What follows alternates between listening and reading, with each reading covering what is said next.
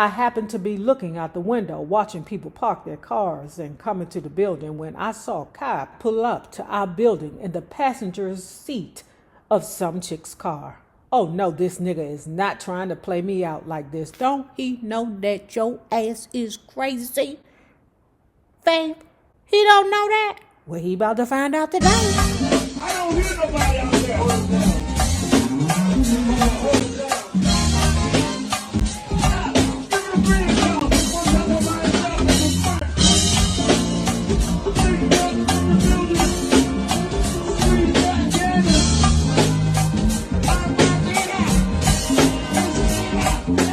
Well, hello there, love bugs. Hello there, Bellas. If you have not already done so, please remember to like, share to Facebook, subscribe, and visit uptopbeauty.com. I'm looking down there in the comments and y'all is burning me up because y'all like, nay, you need to up your inventory. Okay, I hear you. I am working on it, but that doesn't mean that if you haven't bought anything from uptopbeauty.com that you shouldn't go over there and check it out. The next thing is for all my old and new paid book club members. I appreciate you for all you do and sacrifice for me every month. And if you are not already a part of this book club, please hit the Patreon link below and or the join button here on the YouTube. And for a small monthly fee of $5, you babies, yes, you should be privy to all the shenanigans before the YouTube gets it, if the YouTube gets it. Now. Let's continue talking about Faith Evans. Keep the faith. Before I went out to LA, there was one big hump in the road that disappointed me, but didn't deter me. I'd gone to see Kai's mother, who lived in Newark with his brother, Wendell.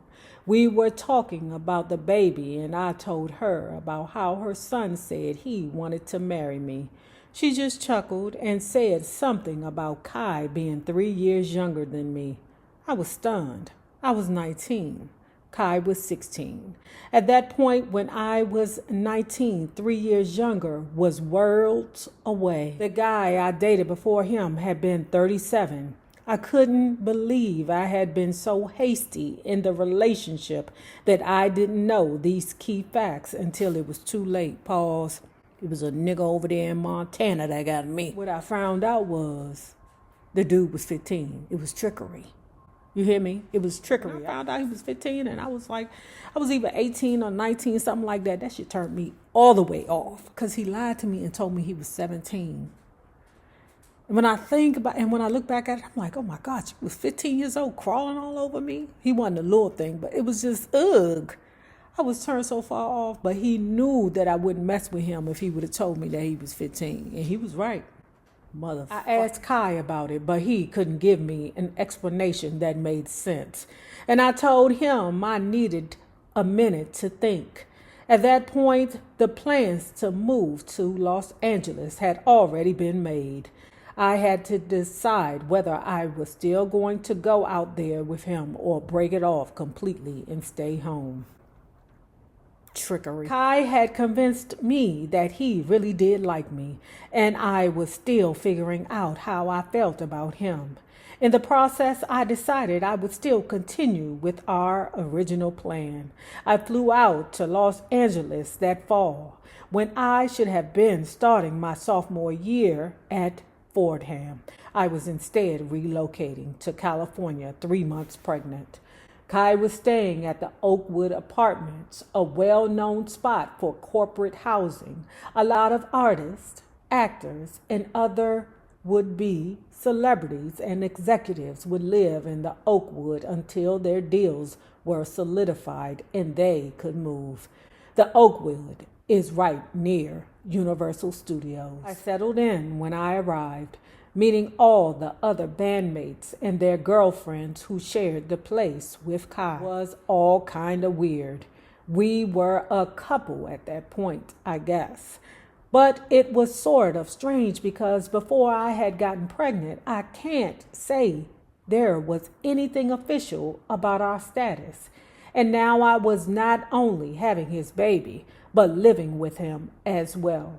I think I mentioned earlier that I've been known to be a bit hasty in relationships. Here was a great example of that. It only took 48 hours of being in Los Angeles to realize that things were a little bit off. On my second day at the Oakwood, I was home alone while the guys were working in the studio. While I was unpacking, I heard a knock at the front door. Child, this woman came to the door. "Hello, I'm here for Kai." Faith like, "You here for him? For what? What are you here for him for?" "I'm lost." "No worries. I'll be back." Yeah. A young woman standing there. She was pretty, kind of short with brown skin and long hair. She talked very proper. "Hello there," she said. "I'm looking for Kai. Is he here?" I looked her up and down and I was instantly suspicious. "Nah," I said, "he ain't here." "Oh, okay," she said, smiling. "I'll come back later to see him." "Oh, really?" I'm thinking to myself. Before she left, she said, "And you must be the vocal coach, right?" Is that what Kai had been telling people? That he flew me out to LA to move in and be the vocal coach? Shit, you could be. That whole interaction threw me off. The woman obviously didn't know that Kai and I were supposed to be a couple. Why would Kai send for me if he was doing his thing out here? Because you were an asset, ma'am. "Oh, baby, you know I love you. Come on in this studio and sing this background for me. For free." Remember, they are a production team. And they need a person like I'm thinking about Florence Ballard. But they need a person like Faith on their team. I thought maybe that girl popping up was an isolated incident. But I quickly learned that now that Kai had a record deal, he was feeling himself a lot. We barely spoke. He was in and out of the apartment at all times. I never knew where he was or what he was doing. It was obvious that I had made a big mistake by coming out to LA. His group, 123, was recording. The ballads were hot, but I didn't see them being the next Voice to Men, who were huge at the time. Now, she goes on to talk about the relationships that she started having in California because she was out there alone. And I'm not talking about romantic relationships. I'm talking about friendships. She said it was a girl and then it was a guy. And I think she said she met them in Compton. She met a girl named Tony who was dating Brian Wilson, whose father was a member of the Gap Band. I was miserable at the Oakwood, but my new friends made it a little better. About a month after I arrived, Kai started getting really bold when it came to dating other women. It was early November, and it was strange to me that the weather was so warm. It was Los Angeles, so people had Thanksgiving dinner, barbecues, and walked around in shorts all year round. I was sitting in the living room with Tony one night talking and hanging out. I happened to be looking out the window watching people park their cars and come into the building when I saw Kai pull up to our building in the passenger's seat of some chick's car. Oh no, this nigga is not trying to play me out like this. Don't he know that your ass is crazy? Faith, he don't know that? Well, he about to find out today. Who is that girl? Tony asked, coming over to the window to take a peek. I don't know, I said, moving towards the door, but I'm about to find out. I dashed out of the front door of the apartment, down the stairs, and out into the parking lot. It was pitch black outside, and I knew Kai couldn't see me walking up to the car. And there he was, sitting in the passenger side of a silver Toyota Celica. Ooh, remember when them cars were so cool? Child, back in the day, it was the Toyota Celica, the Mazda, was it 323 or the 626? What else was a good girl car? The Nissan Altima, the Sentra or the Altima, Child, it was so many cute little girls. Oh, the Honda Civic was always a cute girl car. The Jetta, but the Celica was, yeah. Oh, and it's this other thing, a Solara. As I marched over, I could see that he had his head turned to the side, facing the girl. She had one hand on the steering wheel, and she was looking over at Kai with a flirtatious smile on her face. She had a slim face that was non-descriptive. Meaning that bitch was all right. She wasn't unattractive, but she wasn't cute either. Kai said something to her, and she threw her head back and laughed. This was obviously not a platonic friend. There go Lou, out there chasing the damn people. The people can't even go outside and take a walk without his ass barking at him. She wasn't attractive, but she wasn't cute either. Kai said something to her, and she threw her head back and laughed. This was obviously not a platonic friend. I think she saw me first because she said something, and then Kai turned in my direction. But by then I had already passed the front of the car and come around to the driver's side. Who the fuck is this? I screamed. I motioned for the girl to roll down the window. She rolled the window down, and before she could say one word, I punched her right in the face. Get out the car, bitch, I yelled.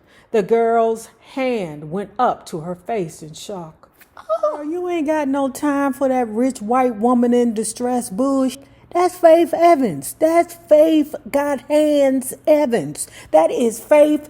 You is tripping on one Evans. That's Faith. That bitch is a lunchbox Evans. Girl, either grab the mace or get out and fight for your fucking life, girl.